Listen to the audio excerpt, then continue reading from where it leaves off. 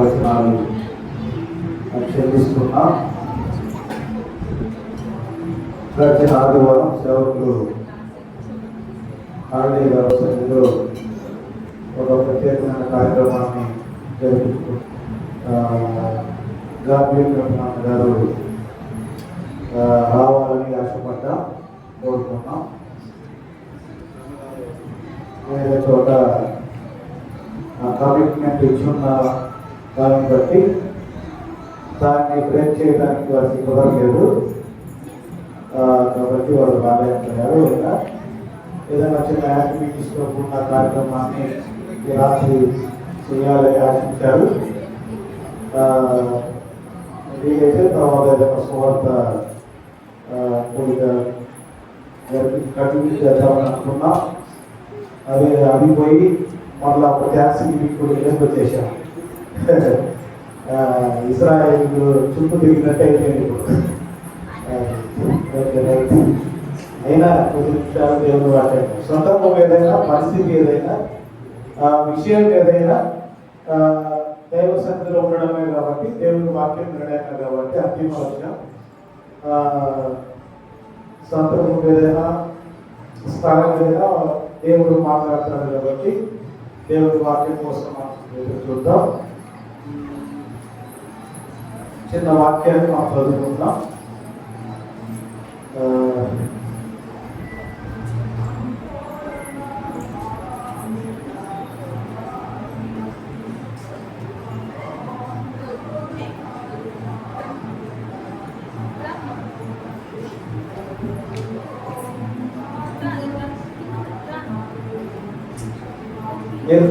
కూర్చోవాలి. చాక్లెట్ కూడా తర్వాత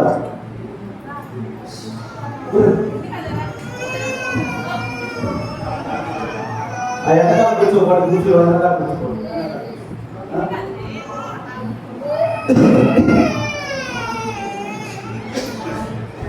నిర్గమకాండం 14వ అధ్యాయం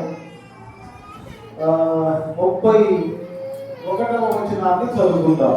నిర్గమకాండం 14వ అధ్యాయము 31వ వచనాన్ని మనం చదువుకుందాం. నిర్గమకాండం 14వ అధ్యాయము 31వ వచనాన్ని అంటే, యెహోవా ఐగుప్తీయులకు చేసిన గొప్ప కార్యము. ఈ మాట చెప్పండి, గొప్ప కార్యము అనే మాట అంటే మనసులో పెట్టుకోండి.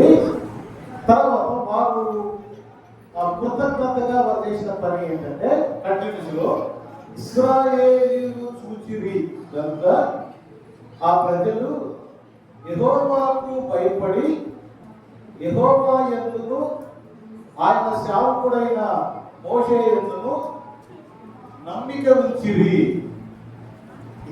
ఈ 31వ వచనాన్ని బాగా గుర్తుపెట్టుకోండి, మనసులో పెట్టుకోండి, భయం చేయండి, దేవుడు దీవిస్తారు. ఈ నిర్గమకాండం అంతా కూడా అన్న ఇప్పుడే ఒక ప్రశ్న వేశాడు అంబేద్కర్ గారి గురించి. ఇంకొక 6 అధ్యాయం తర్వాత అన్నగారు వేసిన ప్రశ్నకు మనకు జవాబు దొరికింది. నిర్గమకాండం 20వ అధ్యాయంలో ఆ 10 కమాండ్మెంట్స్ దొరుకుతాయి, కనబడుతుంది. అది మోషే గారు రాసినట్టుగా కనబడుతుంది. దేవుడు ఇచ్చాడు. బైబిల్లో ఒక పెద్ద ఒక రాజ్యాంగం లాంటి విషయాలు రాసిన వ్యక్తి మోషే. భౌతికంగా భారతదేశంలో మానవులకు అవసరమైన సంగతులు ఈ రోజున భారతదేశం అంతా కూడా చాలా మంది స్వతంత్రత కలిగి క్షేమంగా బ్రతుకుతున్నారు అంటే దానికి కారణం అంబేద్కర్ గారు. రాత్రి 10:30 ఒక వ్యక్తితో మాట్లాడుతూ ఉన్నాను. నేను ఏం చేశానంటే ఒక మాటతో గుర్తుపడేశాను, అంబేద్కర్ గౌరవిద్దాం, ప్రేమిద్దాం అంతే. రెండో మాట ఆయన గురించి మనకు వద్దులే, ఆయన ఈజ్ నాట్ క్రిస్టియన్ అని గుర్తుపడేసాడు. నేను ఇంతకు బాగా ప్రేమించేవాడిని, అభిమానించేవాడిని, కానీ ఇక నేను ఆయన గురించి పెద్దగా ఆలోచించి చేయదలుచుకోలేదు. గౌరవిస్తాం, మనిషిగా, గొప్పవాడిగా, మేధావిగా, జ్ఞానవంతుడిగా కూడా గౌరవంగా అంతకంటే అక్కర్లేదని నేను గుడి పడేశాను. ఈరోజు మధ్యాహ్నం నుంచి నాకు ఒక చిన్న థాట్ వచ్చింది ఆయన గురించి. నిజంగా ఏదో నాకు తప్పు మాట్లాడామేమో అనిపించింది. నాకు అన్న ప్రశ్న వేయగానే నాకు ఒక స్ట్రైక్ అయ్యింది.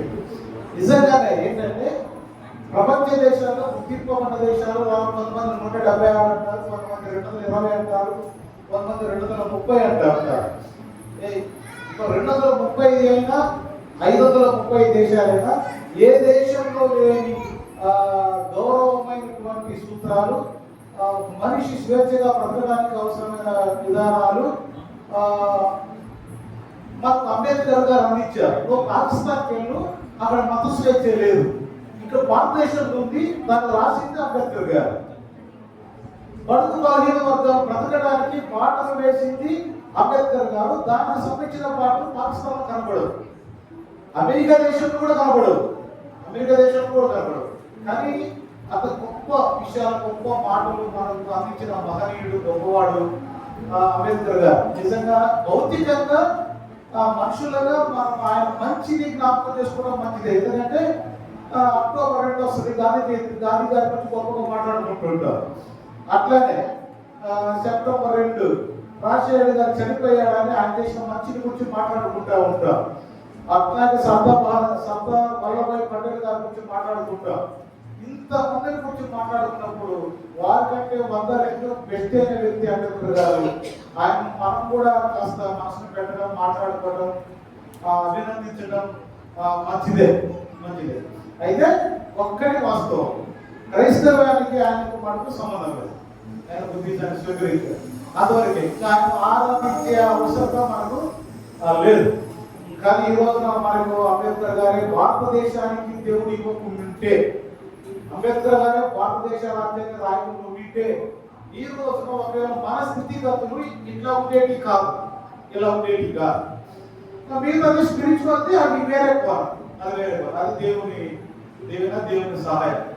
రైట్, టైం 8 అయింది ఎగ్జాక్ట్గా, 1 నిమిషం తక్కువ.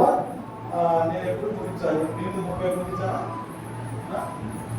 ఓకే, ఒక 30 నిమిషాల చిన్న సందేశాన్ని ఆల్రెడీ 10 నిమిషాలు అయిపోయింది చెప్పేసరికి కదా.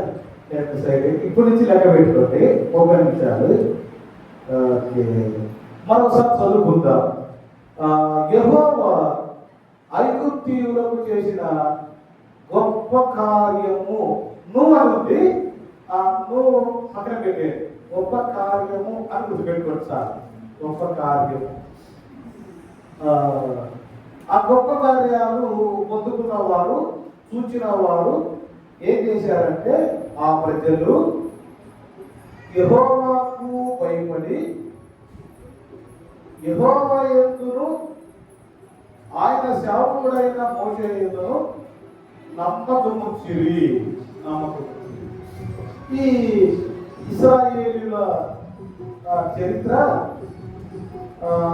ఆదికాండము 46వ అధ్యాయము ఆ ప్రదేశాల్లో ఇశ్రాయేలీయులు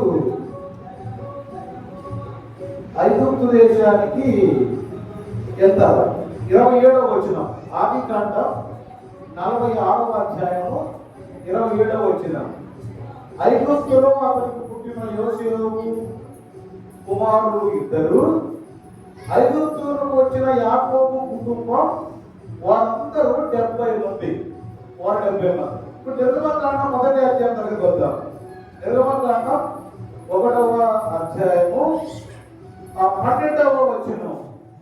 అయినను ఐగుప్తీయులు వారిని శ్రమ పెట్టిన కొలది వారు విస్తరించి ప్రబలిది కనుక, విస్తరించి ప్రబలిది. అక్కడ యాకోబు కుమారులు తన సంతానం, పిల్లలు, మనవళ్ళు వారందరూ కలిపి 70 మందిగా వచ్చారు.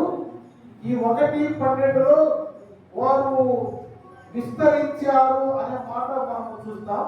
ఆ 12వ అధ్యాయం చివరి వచనంలో, అది నిర్గమకాండం 12 చివరి వచనంలో, ఐగుప్తు దేశం నుండి వెలుపలికి వారిని రప్పించను అని ఆ మాట ఉంటుంది.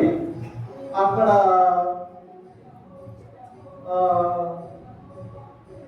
ఈ మధ్యలో ఇశ్రాయేలీయుల సంగతి, ఇశ్రాయేలీయుల స్టోరీ మనం చూడగలుగుతాం.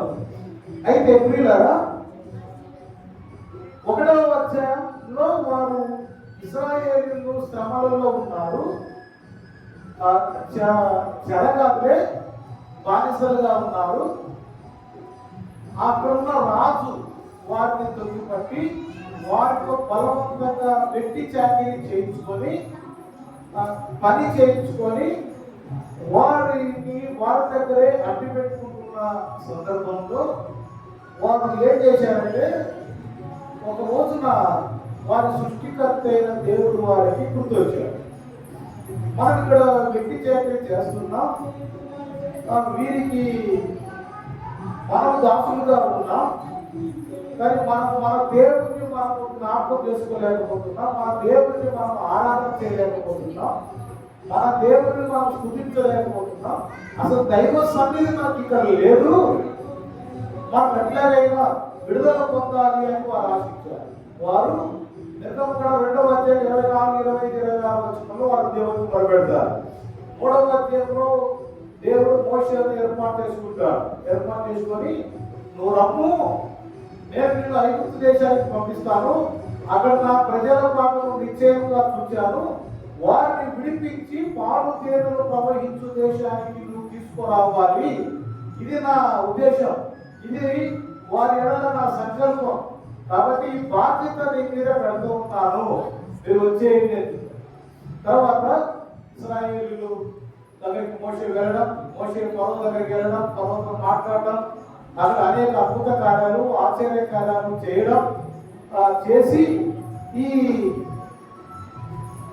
నిర్గమకాండం 12వ అధ్యాయము 42 ఆయన ఐగుప్తు దేశంలో నుండి వారిని బయటికి రప్పించినందుకు యెహోవాకు ఆచరింపదగిన ఇశ్రాయేలీయులందరూ తమ తమ తరములలో యెహోవాను ఆచరింపదగిన రాత్రి ఇదే. 51వ వచనంలో ఐగుప్తు దేశంలో నుండి వెలుపలికి వచ్చారు. ఇది గుర్తుపెట్టుకోండి, ఐగుప్తు దేశంలో నుండి ఇశ్రాయేలీయులు విడుదల పొందారు. ఇది ఈ 12వ అధ్యాయం. అయితే మనం చదువుకున్నటువంటి మాట ఏంటంటే, 14వ అధ్యాయం 31వ వచనాన్ని మనం చదువుకున్నాం. ఇది మన చేసలేదు. 31వ వచనంలో ఏమవుతుంది? యెహోవా ఐగుప్తీయులకు చేసిన గొప్ప కార్యము. అది నువ్వు అంటది, కార్యము నువ్వు అంటది. మనము బైబిల్లో ఒక అక్షరాన్ని కూడా తీసివేయడానికి, కొట్టివేయడానికి, కలపడానికి మనకు అధికారం లేదు. మన వెసులుబాటు కోసం ఒక్కోసారి ఒక పదాన్ని ఐడెంటిఫై చేసుకోవడం కోసం, తీసుకోవడం కోసం, ఆ పదానికి గుర్తింపుని ఇవ్వడం కోసం నేను ఈ సాహసం చేశాను అంతే. యెహోవా ఐగుప్తీయులకు చేసిన గొప్ప కార్యం అంతే. ఐగుప్తులకు చేసిన గొప్ప కార్యం, దేవుడు వారికి గొప్ప కార్యం చేశాడు. వారు ఏం చేశారు? దేవుడికి భయపడ్డారు, దేవుని యొక్క నమ్మకం ఇచ్చారు. ఇది అంతే. దేవుడు వారికి ఒకటి చేశాడు, వారు దేవుని యొక్క 2 చేశారు. భయపడ్డారు దేవుడికి, దేవుని యొక్క నమ్మకం ఇచ్చారు. ఇది మానవుని కర్తవ్యం. దేవుడు చేసే పని దేవుడు చేస్తూ ఉంటాడు. మనము దేవుని ఎడల చేయవలసిన మన ధర్మాన్ని, మన కర్తవ్యాన్ని మనం చేయాలి. ఆయన కార్యం చేసుకుంటూ వెళ్తా ఉన్నాడు, మనం ఏం చేసుకుంటూ వెళ్ళాలి? ఆయన భయపడుతూ వెళ్ళాలి, ఆయన ఎంత విశ్వాసం ఉంచుతూ వెళ్ళాలి. ఇశ్రాయేలీయుల గురించి బైబిల్ గ్రంథంలో వారు అనేక అద్భుత కార్యాలు చూచారు, ఆశ్చర్య కార్యాలు చూచారు. కానీ వారు దేవుని ఎడల వారి హృదయం స్థిరంగా లేదు. వారు దేవుని యందు వారి విశ్వాసం ఉంచలేదు. వారు దేవుని ఎడల కృతజ్ఞత కలిగి బ్రతకలేదు అని చాలా కంప్లైంట్స్ ఇశ్రాయేలీయుల ఎడల మనం చూస్తాం. అయితే అది కొద్దిగా తర్వాత చెప్తాను నేను. ఈ 14వ అధ్యాయంలో ఇశ్రాయేలీయులలో విషయాలు చెప్తాను. ఒక మైనస్ తో పాటు 4 విషయాలు చెప్తాను. ఒకటి 10వ వచనం చూడండి. నిర్గమకాండం 14వ అధ్యాయము 10వ వచనం. ఫరో సమీపించుచు ఉండగా ఇశ్రాయేలీయులు కన్నులెత్తి ఐగుప్తీయులు తమ వెనుక వచ్చుట చూచి మిక్కిలి భయపడి. ఈ భయపడే ఒక పదం మాత్రం పట్టుకోండి. భయపడి. ఇప్పుడు ఇశ్రాయేలీయులు నేపథ్యం చెప్పారు. అది మనం 46వ అధ్యాయంలో వారు 70 మందిగా బయలుదేరి వెళ్ళిపోయారు. వారు ఇంచుమించుగా లక్షల మందిగా విస్తరించారు. వాళ్ళు శ్రమ పెట్టిన కొద్దీ, బాధ పెట్టిన కొద్దీ, ఇబ్బంది పెట్టిన కొద్దీ విస్తరించారు, అభివృద్ధి చెందారు. వారు ఐగుప్తు దేశం నుండి ఇంచుమించుగా కొన్ని లక్షల కాల్పలం వారు విడుదల పొందినట్టు చూస్తారు. 70 మంది విస్తరించారు, అభివృద్ధి చెందారు, గొప్పవారయ్యారు, కానీ విడుదల పొంది వచ్చారు. ఇప్పుడు ఇశ్రాయేలీయులు ఎవరంటే విడిపింపబడిన ప్రజలు. ఈ నిర్గమకాండం 12వ అధ్యాయం చివరి వచ్చిన ప్రకారం వారు ఎవరు? విడిపింపబడిన ప్రజలు, లేదా రక్షింపబడిన ప్రజలు, లేదా విమోచించబడిన ప్రజలు. ఈ రోజున మనం కూడా దేవుని చేత మన పాపముల నుండి, మన శాపముల నుండి విడిపించబడ్డాం. ఎఫెసీయులకు రాసిన పత్రిక 2:1 మన పాపముల చేత, మన అపరాధముల చేత చచ్చిన వారముగా క్రీస్తుతో కూడా మనల్ని బ్రతికించాడు. అంటే మనం బ్రతికింపబడిన వారిని, విడిపింపబడిన వారిని, విడుదల పొందిన వారిని. ఇక్కడ ఇశ్రాయేలీయులు కూడా విడిపింపబడిన వారే, రక్షింపబడిన వారే. రక్షింపబడిన వారి పరిస్థితి అంటే పాలు తేనెలు ప్రవహించు దేశానికి ప్రయాణం చేస్తా ఉంటారు. వారికి అరణ్యంలో ప్రయాణంలో ఉంటారు. వారు విడిపింపబడ్డారు, ప్రయాణంలో ఉన్నారు. కానీ నేను ఒక మాట చెప్పాలనుకున్నాను. వీరు విడిపింపబడ్డారు, కానీ ఐగుప్తుల చేత ఇంకా తరమబడుతూనే ఉన్నారు. ఐగుప్తుల చేత వారు ఇంకా తరముంది. ఒక విశ్వాసకి మంచి గుర్తు అన్నమాట. నువ్వు పాపము నుంచి విడుదల పొందిన వ్యక్తివి, రక్షింపబడిన వ్యక్తివి, కానీ నువ్వు సాతాను చేత తరమబడుతున్న వ్యక్తివే అని గుర్తుపెట్టుకోవాలి. నువ్వు ఎక్కడ దొరుకుతావా అని వాడు ఎదురు చూస్తా ఉన్నాడు. కాలం పెట్టి అపకృతంలో వాడు కాలం వేసి విల్లు పెట్టి చూస్తా ఉన్నాడు. ఎక్కడ దొరుకుతావా, ఎక్కడ నిన్ను పడేద్దామా, ఎక్కడ నిన్ను దొక్కుదామా, లేదా ఎక్కడ నిన్ను పాపంలో పడేద్దామని ఎదురు చూస్తా ఉంటాడు. ప్రతి విశ్వాసకి ఈ ప్రమాదం ఉంది. ప్రతి విశ్వాసకి ఈ ప్రమాదం వచ్చి ఉంది. సాతాను గాడు మనల్ని ఎప్పుడు మన వెనకాలనే ఉంటాడు, మనల్ని ఎప్పుడు గమనిస్తూనే ఉంటాడు. మనమేమో విడిపింపబడ్డామంటాం, రక్షింపబడ్డామంటాం, బలలో చేవేస్తా ఉంటాం, వెళ్ళిపోతా ఉంటాం. కానీ వాడు మన వెనకాలే ఉన్నాడు అని మనం ఎప్పుడు గుర్తుపెట్టుకోవాలి. గుర్తుపెట్టుకోవాలి అంతవరకు. అంటే గుర్తుపెట్టుకుంటే తప్పిపోకుండా ఉండడానికి అవకాశం ఉంటుంది అంతే. ఇట్లాగే ఈ ఇశ్రాయేలు మీరు వెళ్ళిపోతున్నాడు. ఆ రాత్రి వీరంతా గాలి తప్పుకొని వెళ్ళిపోతా ఉన్నారు. అందరూ సంతోషంగా ఉన్నారు, హ్యాపీగా ఉన్నారు. కానీ ఒక్కసారిగా చాలా దూరం వెళ్ళిన తర్వాత వెనక్కి తిరిగి చూస్తే వందల సైన్యం, రథ చక్రాలు వీరికి అమ్మడిస్తున్నాయి. ఎందుకు వస్తున్నారు వీళ్ళు, ఏంటి? మనకి వెళ్ళమన్నారు కదంటే వెళ్ళమన్న మాట వాస్తవమే, కానీ మిమ్మల్ని విడిచిపెట్టడం వాళ్ళకి ఇష్టం లేదు. మీరు ఎంత వాళ్ళకి పని చేసేవారు లేదు. కాబట్టి విడిపింపబడిన వారిని మరలా పట్టుకొని వెనక్కి తీసుకోవడానికి వారు వస్తామన్నారు. దానిని చూసి ఇశ్రాయేలీయులు భయపడ్డారని.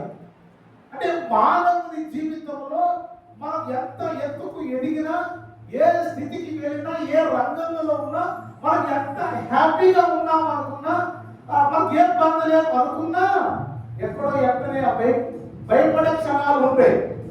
భయపడుతూ ఉంటారు. ఈ లోకంలో ఎవరు కూడా మేము స్థిరపడ్డాం, మాకే డోకాలేదు అనుకునే వారు ఉన్నారు. కానీ ఎక్కడో మరలా భయం, ఎక్కడో భయం, ఏదో భయం. అది ఆరోగ్య భయం కావచ్చు, లేదా కుటుంబానికి వచ్చిన భయమే కావచ్చు, పిల్లలకి వచ్చిన భయమే కావచ్చు, ఏ విధమైన సరే భయం అయితే ఖచ్చితంగా ఉంటుంది. ఇది సర్వసాధారణంగా చోటు చేసుకుంటున్నటువంటి పరిస్థితి. ఇప్పుడు ఇస్రాయేల్ హిందువులు అయితే వాళ్ళ కొబ్బరికాయ పట్టి హ్యాపీగా చెప్పేవారు కదా. మనం కూడా దేవుని స్తోత్రంలో చెప్పేవాళ్ళు, స్తుత్యం, స్తోత్రము, హల్లెలూయా, మరణాలు ఒక్కొక్కరు ఒక్కొక్క రీతిగా చెప్పి ఉంటారు. మనం కూడా ప్రతి విషయంలో దేవునికి కృతజ్ఞతాస్తుతులు చెల్లించాలి అనే ఉద్దేశంతో మన దేవునికి స్తుతులు చెల్లిస్తాం. దీని అందరిని బట్టి మన తర్వాత చూస్తాం 15వ అధ్యాయంలో వారు ఇశ్రాయేలు యెహోవాను గురించి ఒక కీర్తన పడతారు. యెహోవాను గురించి గానము చేసినము, ఆయన మిగులు అతిశయించి జయించను, గుర్రములు దాని రౌతులు ఆయన రౌద్రంలో సముద్రంలో పడదోచును. ఇదంతా కృతజ్ఞతతో కూడిన అధ్యాయం, కృతజ్ఞతతో కూడుకున్నటువంటి ఒక గేయం, ఒక పాట మనం చూస్తాం. ప్రియులారా, నేను నాకున్న టైంలో చిన్న సమయంలో చిన్న పాట చెప్పడానికి ప్రయత్నం చేస్తాను. ఇశ్రాయేలు ఒకప్పుడు ఎలా ఉన్నారో నాకు తెలియదు, గత కానీ వారు విడిపింపబడ్డారు, కానీ తరమబడుతున్న వారే అని గుర్తుపెట్టుకోండి. మనం కూడా పాపము నుండి శాపము నుండి విడిపింపబడ్డాం, కానీ మనం కూడా తరమబడుతూ ఉన్న వారినే, తరమబడుతున్న వారిని గుర్తుపెట్టుకోవాలి. అదే కన్నా తరమబడుతుంటావు అంతవరకే, కానీ నీకేమి కాదు. నువ్వు తరమబడుతున్న వారినే కానీ నీకేం కాదు, నీకేం కాదు. అది దేవుని వాక్యాన్ని మనం బాగా పరిశీలించాలి. వారు 10వ వచనంలో తమ వెనుక వచ్చుగా చూసి మిక్కిలి భయపడ్డారు. భయపడుట అనేది మనిషి జీవితంలో కామన్. 1-2 సంఘటనలు చూపిస్తా. మత్తయి సువార్త 8వ అధ్యాయము 26వ వచనం చూడండి. మత్తయి సువార్త 8వ అధ్యాయము 26వ వచనం. మత్తయి సువార్త 8వ అధ్యాయం 26వ వచనం. అందుకు ఆయన అల్ప విశ్వాసులారా ఎందుకు భయపడుతున్నారు? 23వ వచనంలో వారు ప్రయాణం చేస్తా ఉన్నారు సముద్రంలో. సముద్రం అకస్మాత్తుగా తుఫాను లేచినందున ఆ దోణి అలల చేత కప్పబడింది. యేసుక్రీస్తు వారితోనే ఉన్నాడు, యేసుక్రీస్తు వారితో ఉన్నాడు. కానీ ఇది ఏంటి? పడవన దోణి అలల చేత నింపబడింది. అంటే యేసుక్రీస్తు ఉన్న చోటుకి కూడా అలలు వస్తాయా? యేసుక్రీస్తు ఉన్న చోట కూడా శ్రమలు వస్తాయా? యేసుక్రీస్తు నమ్మిన వాళ్ళు కూడా ఇబ్బందులు వస్తాయంటే యేసుక్రీస్తు నమ్మని వాళ్ళకంటే నమ్మిన వారికి ఎక్కువ శోధనలు వస్తాయి, నమ్మిన వారికి ఎక్కువ శ్రమలు వస్తాయి, నమ్మిన వారికి ఎక్కువ థ్రెట్స్ ఉంటాయి. కానీ వాటన్నిటిలో నుండి దేవుడు విడుదల ఇస్తాడు. దేవుడికి స్తోత్రం. అన్ని ఉంటాయి, అన్ని వస్తాయి, ఆపదలు చుట్టుపడతాయి, కానీ అంతిమ విజయం మందే, అంతిమ విజయం మందే. ఇంకా చెప్పాలంటే ఇదే మత్తయి సువార్త 14వ అధ్యాయము 30వ వచనంలో కూడా ఇదే మాట ఉంటుంది చూడండి. మత్తయి సువార్త 14వ అధ్యాయం 30వ వచనంలో గాలిని చూచి భయపడి మునిగిపోగా ప్రభువా నన్ను రక్షించుము అన్నాడు. ఇప్పుడు సముద్రంలో యేసు ప్రభు నడిచాడు. 28వ వచనంలో పేతురు ప్రభువా నీవే అయితే చెప్పు నేను వస్తానన్నాడు. నేనే యేసు ప్రభు తండ్రి వచ్చా. నీళ్ళ మీద నడిచిన వ్యక్తి మనిషి ఎవరైనా ఉన్నారంటే ఈ భూ ప్రపంచం పుట్టినాక ఈ భూమికి దేవుడు ఆదిలో పునాది వేసిన రోజు నుండి ఈ 2026 ఈ ఏప్రిల్ 14వ తేదీ వరకు కూడా నీళ్ళ మీద నడిచిన ఏకైక వ్యక్తి పేతురు గారు, అంతే, యేసు ప్రభు గారు, అంతే, ఎవరు లేరు. అంటే ఈ రోజులలో ఎవరైనా ఒక వ్యక్తి వాడు మునిగిపోయినా చచ్చిపోయినా ఒక్క నిమిషం ఒక క్షణం నీళ్ళలో కూడా అట్లా నడిచినా వారికి అంటే గుడి కట్టి ఇంకొక దేవుడు వచ్చారు అంటారు. వెంటనే ఓ దేవుడు ప్లస్ చేసుకుంటారు, వెంటనే ప్లస్ చేసుకుంటారు. కానీ పేతురు గొప్ప వ్యక్తి, నీళ్ళ మీద నడిచాడు, అది చాలా అద్భుత కార్యం. కానీ అంతలోనే మునిగాడు, అంతలోనే. అంటే మనం రకరకాల మనం ఎక్స్ప్లెయిన్ చేస్తాం, కానీ మన జీవితాలు కూడా, మన బ్రతుకులు కూడా ఈ జీవితం అనే బండి బాగా సాఫీగానే నడుస్తున్నట్టే ఉంటది, కానీ అలాగే చేతిలో చుట్టబడతా ఉంటది. ఈ బట్టి ఈ ప్రయాణం, ఈ కుటుంబం, మానవుని యొక్క పరిస్థితి అప్పట్లో ఎంతనే ఉంటుందని చెప్పడం కోసమే నేను ఈ మాట చెప్పాను. అలా ఇశ్రాయేలీయులు ఐగుప్తు దేశం నుండి విడుదల పొందారు అని అనుకున్నారు. కానీ వెనకాల శత్రువు ఉన్నాడు, వాళ్ళు ప్రయాణం చేస్తా ఉన్నారు. కానీ ఆ ప్రయాణంలో కూడా చిన్నపాటి భయం ఉంది. ఇది మానవుని జీవితంలో సర్వసాధారణంగా ఉండేదే. ఈ యేసు ప్రభు ప్రయాణం చేస్తున్న శిష్యుల దగ్గర ఆ భయం ఉన్నది. ఇక్కడ కూడా పేతురు నీళ్ళ మీద నడిచాడు, అక్కడ భయపడ్డాడు, అక్కడ మునిగిపోయాడు. ప్రభు నేను చచ్చిపోతున్నాను అన్నాడు. నేను సావాలి నేను ఉన్నాడే. అది నిజంగా ఈ లేఖనాలు, ఈ మాటలు అన్ని కూడా మనకు గొప్ప పాఠాలు. నేను విస్తరించి చెప్పట్లేదు. వారు భయపడ్డారు. ఆ తర్వాత వారు చేసిన ఒక గొప్ప పని ఉంటుంది అక్కడ చూడండి. నిర్గమకాండం 14:10లో 2వ భాగం, తమ వెనుక వచ్చుట చూసి మిక్కిలి భయపడి యెహోవాకు మొరపెట్టిరి. మన జీవితంలో కష్టం వస్తుందా రాని, నష్టం వస్తుందా రాని, ఉపద్రవాలు వస్తాయా రాని, అలలు వస్తాయా రాని, ఏదైనా రాని, కానీ అన్నిటిలో ఏది వచ్చినా ఏది జరిగినా మనం చేయవలసిన చిన్న పని ఉంది.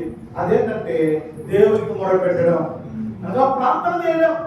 ఇశ్రాయేలు చేసిన గొప్ప పని, ఇశ్రాయేలు ఉన్న గొప్ప ఒక మంచి లక్షణం ఏంటంటే వారు వెంటనే ఆ వెనక్కి చూడటం, వారు చూడటం, వారు కనబడడం, వారి నుంచి వీళ్ళు భయపడటం, వెంటనే మీరు ప్రార్థన చేయడం. వెంటనే ప్రార్థన. మనము ఒక్కోసారి చాలాసార్లు ప్రార్థన చేయాలి, మనం ప్రార్థన చెయ్యంట.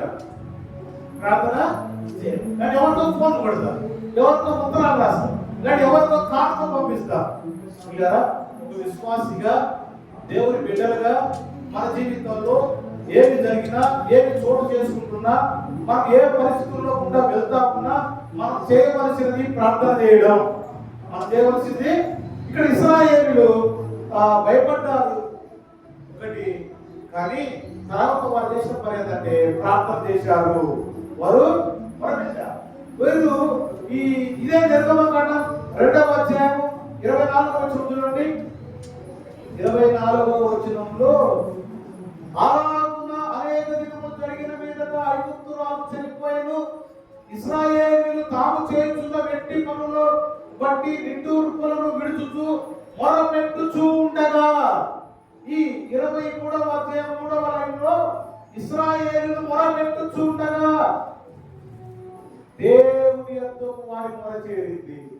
ప్రియులారా, మనం మొరపెట్టగలిగితే, మనం ప్రార్థన చేయగలిగితే మన దేవుడు ఖచ్చితంగా జవాబిస్తాడు. మత్తయి సువార్త 7:7లో ఉంది, అడుగుడి మీకు ఇవ్వబడదు. అది ఏదైనా సరే, చిన్నదైనా పెద్దదైనా, కష్టమైనా ఈజీ అయినా, అది ఏదైనా సరే మనం అడగడం నేర్చుకోవాలి, మొరపెట్టడం నేర్చుకోవాలి. ఈ ఇశ్రాయేలీయులలో మొరపెట్టుట అనే ఒక మంచి దీన్ని ఏమంటారంటే ఆయుధం అంటారు. మనం కలిగి ఉండవలసిన ఆయుధాలు చాలా ఉన్నాయి. ఒక ఆయుధం పేరు ఏంటంటే ప్రార్థన అనే ఆయుధాన్ని మనం ఎప్పుడు కలిగి ఉండాలి. మనం మొరపెట్టగలిగితే ఆయన అద్భుతాలు చేస్తాడు, ఆయన ఆశ్చర్యకార్యాలు చేస్తాడు. కాబట్టి నేను ముందు సాగిపోతున్నాను. రెండో విషయం చెప్పాను. ఒకటి, వారు భయపడ్డారు. 2, మొరపెట్టారు. ఇంకొకటి, అప్పుడు ఉన్న ఆ ఇశ్రాయేలీలో ఆ మనుషులలో చోటు చేసుకున్న ఒక చిన్న బలహీనత చెప్తాను. 11వ వచనం నిర్గమకాండం 14:11లో, అంతగా వారు మోషేతో ఐగుప్తులో సమాధులు లేవని ఈ అరణ్యంలో చచ్చుటకు మమ్మను రప్పించితివా. కొద్దిగా బలహీనపడ్డారు, ప్రార్థన చేశారు. మన అంతలోనే ఎక్కడో ఆత్మవిశ్వాసమో లేదో, అంటే మనుషుల వీక్నెస్ అన్నమాట. మనుషులం కదా అట్లా ఉంటుంది అప్పుడప్పుడు మనం. అట్లా ఈ ఇశ్రాయేలులలో కూడా ఈ చిన్న బలహీనత మనం చూస్తున్నాం. నేను యాక్చువల్గా ఇది స్కిప్ చేసి ఇంకొకటి చేద్దాం అనుకున్నాం ముందుకు. అయితే లేదు, ప్రతిదీ మనం సవ్యంగా నేర్చుకుంటూ వస్తే, మాట్లాడుకుంటూ వస్తే బాగుంటుంది అన్న ఉద్దేశంతోనే నేను అది ఇష్టం అందరూ తెలుసు కాబట్టి అది చెప్పలేదు అంటారని వల్ల నేను చెప్తున్నాను అన్నమాట. నన్ను బాగా గమనించండి, ఇక్కడ జరుగుతున్న పరిస్థితి. ఈరోజు నేను చెప్తున్న వాక్యంలో ఇశ్రాయేలీయులు విడిపింపబడ్డారు, కానీ వారు తరమబడుతూనే ఉన్నారు. అంతంతో శ్రమ ఆగిపోలేదు, అంతంతో వాళ్ళ కష్టాలు పోలేదు. అమ్మయ్య అనుకునేదానికి లేదు, అమ్మయ్య అనుకునేదానికి లేదు. అయితే వారి జీవితంలో చోటు చేసుకున్న ఒక 2-3 విషయాలు. ఒకటి, వారు భయపడ్డారు. అది కామన్, ఎవరైనా భయపడతారు, నేను కూడా భయపడతా. నాకు భయమిస్తే గంటసేపు ఈజీగా వాక్యం చెప్తారు, కానీ ఒక పరిస్థితి వచ్చినప్పుడు ఆటోమేటిక్ భయపడిపోతారు. కానీ ఆ వెలుగంటనే చేయవలసిన ఇంకొక కార్యక్రమం ఉంది, అదేంటంటే ప్రార్థన చేశారు. మనుషులుగా వారు అట్లా చేశారు, కానీ వారు అట్లా వాళ్ళు సర్దుతా ఉన్నారు, బాధపడతా ఉన్నారు. దేవుడు చెప్పాడు 15వ వచనంలో, అంతలో యెహోవా మోషేతో, నీవేళ నాకు మొరపెట్టుచున్నావు, సాగిపోవుడి. వీరు ఎప్పుడైతే మోషే కాలు పట్టుకున్నారో, ఏమయ్యా మమ్మల్ని అక్కడే ఉంచుకున్నాయేమో, ఎందుకు తీసుకొచ్చావు, మా బాధలేంటి, మా పరిస్థితి ఏంటి అని వాళ్ళంటే, ఈయన మోషే ఏం చేయాలి, వెంటనే ఏం చేయాలని ఏం అర్థం కాక అది వెంటనే ప్రార్థన చేశాడు. మోషే కూడా ప్రార్థన చేశాడు. మోషే ప్రార్థన చేయగానే దేవుడు ఇచ్చిన జవాబు ఏంటంటే, మోషే ఏం పడుచుకోవాకు, ఈ శ్రమలు పడుచుకోవాకు, సగులు పడుచుకోవాకు, ఈ ఇబ్బందులు పడుచుకోవాకు, నేను చెప్పిన పని మాత్రమే చేయి. నువ్వు వెళ్ళావు, వారు విడిపించావు, సగం పని పూర్తి అయిపోయింది. ఇంకా సగం పని ఏముందంటే, వాళ్ళు పాలు చేతిలో ప్రవహించు దేశానికి రావాలి. అది నా ఆలోచన వారి ఎడల. కాబట్టి ఇది నువ్వు సాగిపో అన్నాడు, ఇవి నువ్వు సాగిపో అన్నాడు. ఈ రోజున మోషేకి ఇచ్చిన అభయం, దేవుడు మోషేకి ఇచ్చిన ఒక భరోసా, ఈరోజు వాక్యం వింటున్న దేవుని బిడ్డలారా, మీ జీవితాల్లో ఏ విధమైన అవరోధాలున్నా, ఏ విధమైన ఆటంకాలున్నా, ఏ విధమైన వ్యతిరేకత పరిస్థితులు ఉన్నా, ఎవరైనా మనం అపార్థం చేసుకున్నా, మనం అర్థం చేసుకోకపోయినప్పుడు మోషేని అర్థం చేసుకోవట్లేదు, మోషేని అపార్థం చేసుకుంటున్నారు, మోషేని ప్రశ్నిస్తున్నారు, మోషేని కాలం పట్టుకుంటున్నారు. ఆ సమయంలో ఆ ప్రజలు భయపడడం చేసింది ప్రార్థనే. మోషేకు ప్రతికూలమైన ఆ థ్రెట్ వచ్చినప్పుడు మోషే చేసింది కూడా ప్రార్థనే. అంటే ఏ విధంగా చూసినా మనం చేయవలసింది ప్రార్థనే. నాయకుడు చేసినాడు ప్రార్థనే, ప్రజలు చేసింది ప్రార్థనే. అయితే నాయకుడికి దేవుడు జవాబు ఇచ్చాడు, మోషే సాగిపో, ఏం మాట్లాడవారు, అసలు ప్రార్థన కూడా చేయవారు, వాళ్ళు మెల్లగా నడిపించుకుంటూ వెళ్ళిపో, మెల్లగా నడిపించుకుంటూ వెళ్ళిపో అన్నాడు. ప్రియులారా, రండి ఇంకొక మాట చూస్తాను. ఇప్పుడు ఎక్కడ ఉన్నారు వాళ్ళు? సముద్రంలో ఉన్నారు. మోషే మీద ఆయాసంగా ఉన్నారు. మోషే మీద అనవసరంగా తీసుకొచ్చావా మమ్మల్ని, అనవసరంగా తీసుకొచ్చావు అనుకుంటే వారు వెళ్తా ఉన్నారు, వారు సాగిపోతా ఉన్నారు. సాగిపోతా ఉంటే 16వ వచనంలో, నీవు నీ కర్రను ఎత్తి సముద్రం వైపు నీ చెయ్యి చాపి దాన్ని పాయలుగా చేయుము, దాన్ని పాయలుగా చేయుము అన్నాడు. వెంటనే వారి ఎదురుగా ఉన్నటువంటి పెద్ద గడ్డం ఆ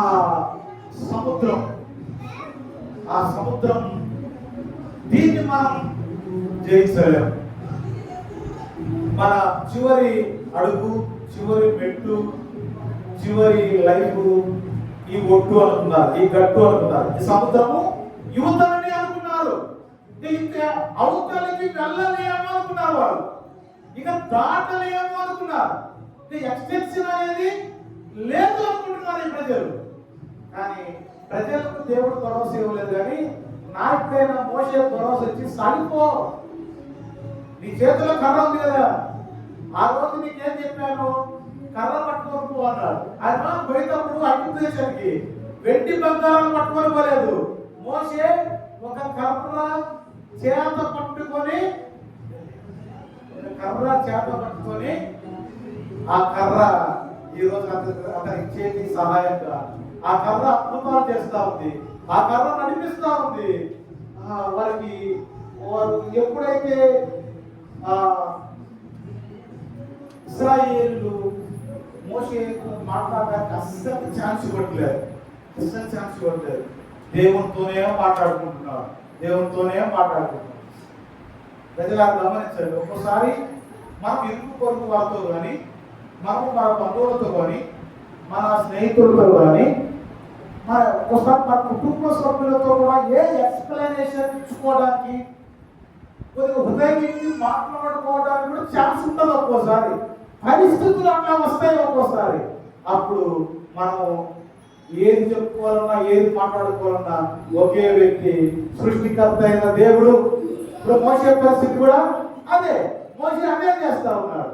అప్పుడు దేవుడు సాగిపోడని చెప్పి నీ కర్రను ఎత్తి సముద్రం వైపు చేయి చాపు అనగా, అప్పుడు ఇశ్రాయేలు సముద్రం మధ్యను ఆరిన నేలను నడిచిపోవుదురు అని చెప్పాడు. నడిచిపోవుదురు అని చెప్పాడు. చూడండి 26వ వచనం, అంతలో యెహోవా మోషేతో ఐగుప్తీయుల మీదికి వారి రథముల మీదికి నీళ్లు తిరిగి వచ్చినట్లు సముద్రం మీద నీ చెయ్యి చాపము, నీ చెయ్యి. 22వ వచనం ఒక్కదాన్ని పట్టుకోండి. 22వ వచనం ఒక్కదాన్ని, నీళ్లు విభజింపబడగా ఇశ్రాయేలీయులు సముద్రము మధ్యను ఆరిన నేల మీద నడిచిపోయిరి. చెప్పండి, ఎక్కడ నడిచారు? సముద్రము మధ్యలో ఆరిన నేలలో దేవుడి వారిని నడిపించారు. వారి నాకేమనుకున్నారు, ఇదే మనకు లాస్ట్ డే, ఇదే మనకు లాస్ట్ స్టెప్, ఇదే మన చివరి ఒడ్డు, అవుతుంది వెళ్ళలేం, దాటలేం, ప్రమోట్ కాలేం అని రకరకాల పరిస్థితులు ఉంటుండగా దేవుడు వారిని సముద్రాన్ని విడగొట్టి, సముద్రాన్ని విభజించి, సముద్రంలో ఆరిన నేలను తయారు చేసి, ఆరిన నేలలో ఈ గట్టు నుండి ఆ గట్టు వరకు, లేదా ఈ సంవత్సరం నుండి ఆ సంవత్సరంలోనికి, లేదా ఈ పరిస్థితుల్లో నుండి ఆ పరిస్థితుల్లోనికి దేవుడు దాటించాడు, దేవుడు నడిపించాడు. ఇది అద్భుత కార్యం కాదా? ఇది అద్భుత కార్యం కాదా?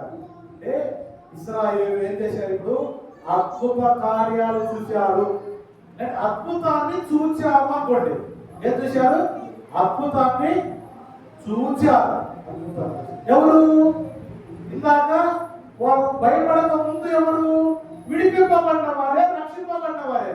కానీ భయం వచ్చేసింది, కానీ ప్రార్థన చేశారు. కానీ అంతలోనే ఎర్ర సముద్రం అనే దానికి అడ్డు వచ్చేసింది. దీన్ని దాటలేమనుకుంటారు.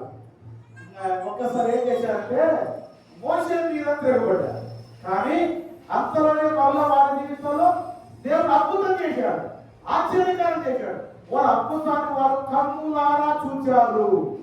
వారి అద్భుతాన్ని వారు కన్నులారా, మన జీవితంలో మనము కన్నులారా అద్భుతాలు చూస్తాం, దేవుడు నడిపింపును చూస్తాం, దేవుడు ఆశ్చర్యకారాలు చూస్తాం, దేవుడిచ్చే ఆశీర్వాదాలు చూస్తాం, దేవుడు చేసే అద్భుత కార్యాలు చూస్తాం, అనుభవిస్తాం.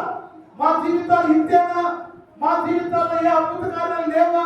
మా జీవితాల్లో ఏ సూచక క్రియలు లేవా అనుకుంటున్నావా? ఇదిగో ఇశ్రాయేలీయులు అలాగే అనుకున్నారు. కానీ దేవుడు అద్భుతం చేశాడు. అద్భుతాన్ని వారు చూచారు, దేవుడు అద్భుతాన్ని వారు అనుభవించారు. 66వ కీర్తన 6వ వచనం చూడండి ఒకసారి. 66వ కీర్తన 6వ వచనంలో ఒక మాట ఉంటుంది. 66వ కీర్తన 6వ వచనంలో దేవుడు 66:6 ఆయన సముద్రమును ఎండిన భూమిగా చేసెను, జనులు కాలినడకనే దాటిరి. 78వ కీర్తన 13వ వచనంలో కూడా అదే మాట ఉంటుంది. 78వ కీర్తన 13వ వచనం, 78:13 ఆయన సముద్రమును పాయలుగా చేసి వారిని అద్దరికి నడిపించెను. 66:6లో ఏమనుంది? 66:6లో ఎండిన భూమి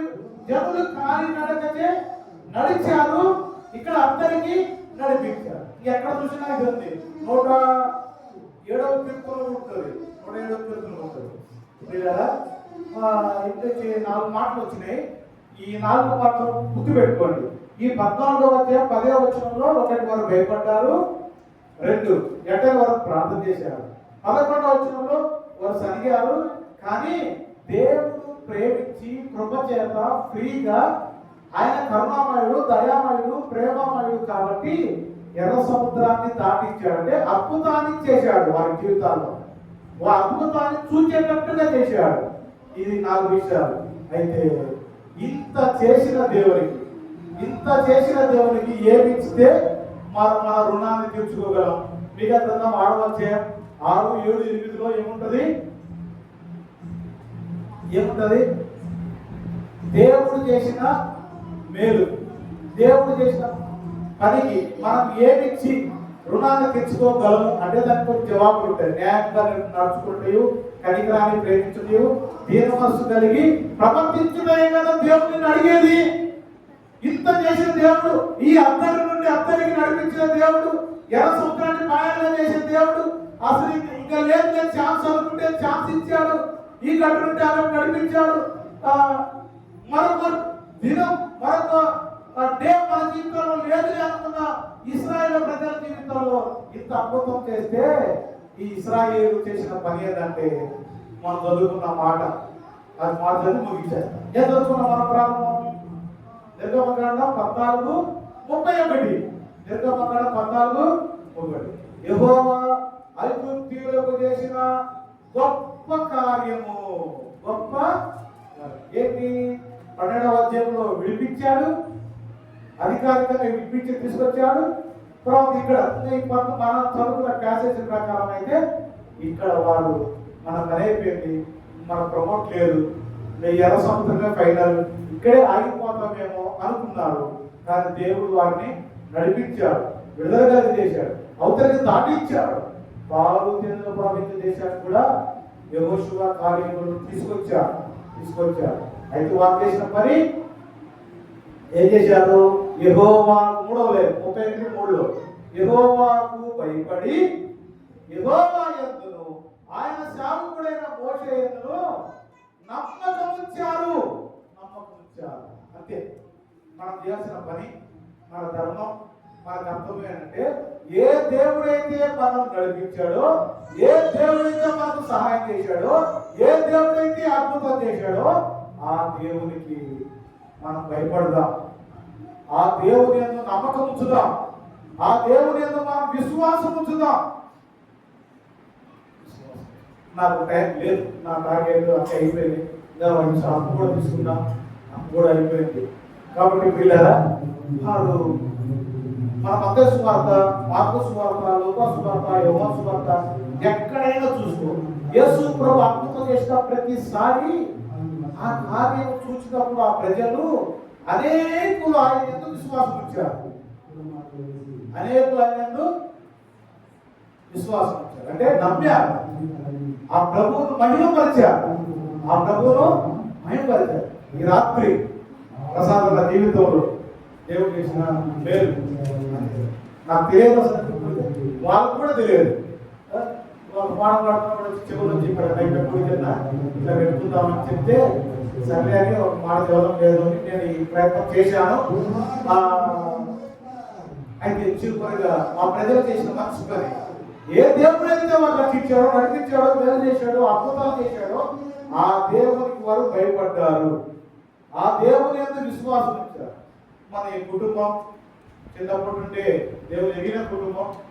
అంతకుముందు కూడా వారి తల్లిదండ్రులు, వారి తల్లిగారి గురించి విన్న మాట అసలు ఆ రోజు ఫంక్షన్లో వాళ్ళు చిన్నప్పుడే 5 సంవత్సరాల వయసు అప్పుడే పక్కన నమ్ముకున్నదని ఆ రోజు అన్న సాక్ష్యం ఇచ్చాడు. ఆ రోజు చెప్పారు అన్న, వాటిని చెప్పారా అన్న, అసలు అది ఇప్పుడు నిజమేనా అనిపిస్తుంటుంది నాకు, ఇది నిజమా అన్నట్టుగా.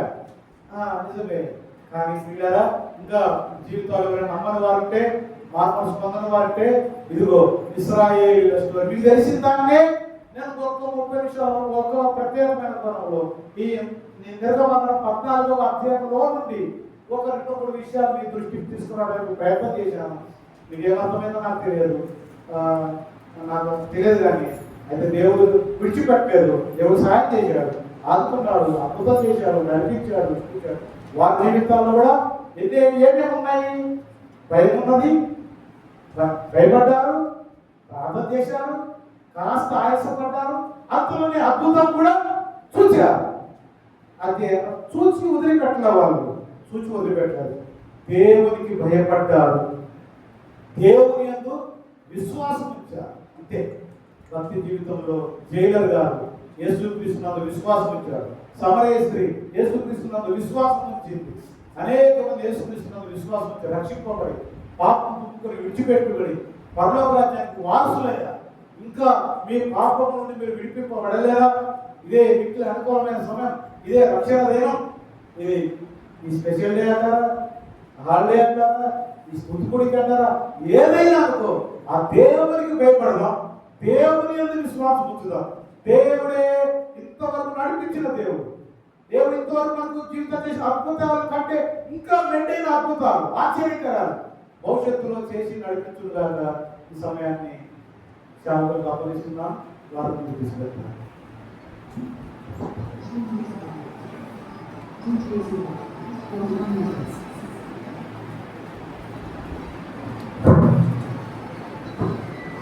మంచి వాక్యం అందించిన సంఘం తరఫున నిజమే, దేవుడు మన జీవితాల్లో కూడా అద్భుతాలు చేస్తున్నాడు. మరి ఇశ్రాయేలు జీవితంలో దేవుడు ఎన్నో అద్భుతాలు చేశాడు.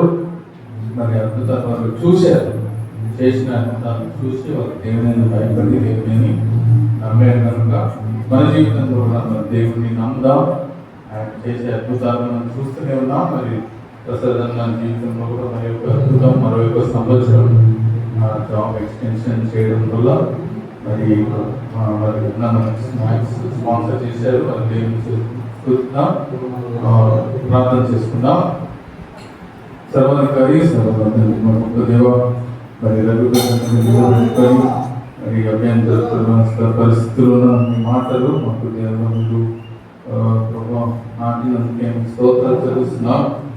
మరి దేవుడు మోషే ద్వారా యొక్క అద్భుతాలు మీరు చేశారు. ఇశ్రాయేలు జీవితాల్లో వారు భయపడ్డారు, కానీ భయపడినప్పటికీ మరి వారి జీవితాల్లో అద్భుతాలు జరిగించారు. అదేవిధంగా మా యొక్క కుటుంబంలో, మా యొక్క వ్యక్తిగత జీవితంలో చేస్తున్న అద్భుతాలన్నింటినీ తెలుస్తున్నాం. అది ప్రసాదం జీవితంలో చేసిన జాబ్ ఎక్స్టెన్షన్ బట్టి కూడా తెలుస్తున్నాం. ఆ కుటుంబాన్ని మీరు కాపాడుతున్న విధానాన్ని బట్టి, వారిని నడిపిస్తున్న విధానాన్ని బట్టి మీకు స్తోత్రాలు. ఆ కుటుంబంలో మీరు చేసిన మేలన్నింటిని బట్టి కూడా మీకు స్తోత్రాలు చూపిస్తున్నాం. రవాణాన్ని కూడా మీరు పెట్టుకొని మాకు అందించిన వాక్యాన్ని బట్టి కూడా మీకు స్తోత్రాలు చూపిస్తున్నాం. అయ్యా, మరి సంఘంగా మీ సన్నిధిలో సెలవు దినంలో చేరి మీ వాక్యం వినడానికి మీరు అనుకూలకు వచ్చారు. మా యొక్క హృదయాల్లో మీ అందరూ భయం లేకపోతే, మీ యొక్క అద్భుత కార్యాలలో మేము చూడలేకున్నట్లయితే మా జీవితంలో తీర్మానం చేసుకొని మీ అందరూ భయం కలిగి నీవు గొప్ప దేవుడు అని నమ్మిక మేము కలిగి మా యొక్క జీవితాల్లో ముందుకు సాగడానికి ఈ సెలవు దినంలో మాకు సాయం చేయమని, మరి ప్రజలన్న కుటుంబాన్ని జ్ఞాపకం చేసుకొని ఉద్యోగంలో ఇంకా దీవించండి, మీ కార్యాలు ఇంకో గొప్పగా జరిగించండి. అలాగే రవాణా వాక్యం అందించిన రవాణా జ్ఞాపకం చేసుకొని వారి సేవల కుటుంబాన్ని దీవించండి. చేయవలసిన ప్రతి ఒక్కరిని బట్టి కూడా అభ్యంతర పరిస్థితులు ఉన్న మీ మాటలు శ్రద్ధగా వినడానికి మీరు కృప చూపించారు. అయ్యా, మరి మోషే కాలంలో మీరు మరి ఇశ్రాయేలును తప్పించారు, వారిని విడిపించారు. భయపడ్డ సమయంలో మీరు సాగిపోండి అని మీరు సెలవిచ్చిన మాటలు మేము జ్ఞాపకం చేసుకుంటున్నాం. మాకున్న కుటుంబ పరిస్థితుల్లో, సంఘ పరిస్థితుల్లో అనేకసార్లు మేము భయపడుతూ ఉంటాం. సాగిపోమని మీరు మాకు మీ వాక్యం నుండి మాట్లాడినందుకు స్తోత్రాలు. మేము విశ్వాసంలో ఆలయక సాగిపోవడానికి ప్రతి ఒక్కరిని బలపరిచి మీ కార్యాలు మా మధ్యలో ఇంకా ఎక్కువగా జరిపించుకున్నామని రక్షకు విమోచకులు నేను యేసుక్రీస్తు ప్రార్థించి వేడుకొంచున్నాం తండ్రి. ఆమేన్. రమేష్ రమణ చిన్న ప్రేయర్స్ ఇస్తే